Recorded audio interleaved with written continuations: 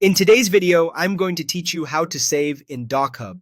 One important thing to understand right from the start is that DocHub does not work like traditional software where you have to click a save button every few minutes. As you make changes, your progress is automatically saved in real time to the cloud. That means your edits are typically being stored as you go. However, if you want to keep a copy on your computer, send the file to cloud storage, or finalize the document outside of DocHub, you'll need to export it. To begin, open your web browser and search for DocHub. Once the search results appear, click the correct DocHub link to go to the official website. From there, sign in to your account so you can access your files and tools. After you're signed in, you'll land on the dashboard.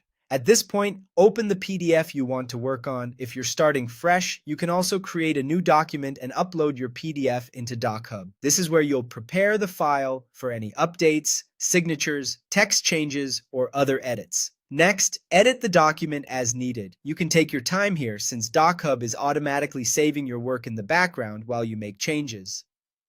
This is especially helpful if you're making several updates and don't want to worry about losing progress.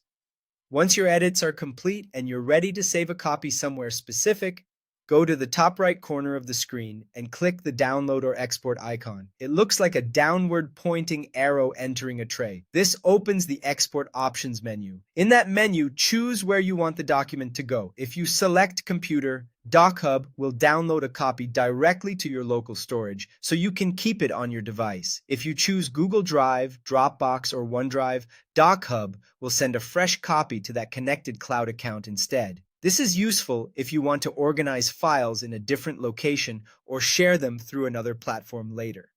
After choosing your destination, look at the bottom of the prompt window and click the blue download or export button to confirm. DocHub will then process the file and save it to the location you selected. That's all it takes to save in DocHub. Just remember, your edits are auto-saved while you work, but exporting is the step that creates the final copy in the place you want.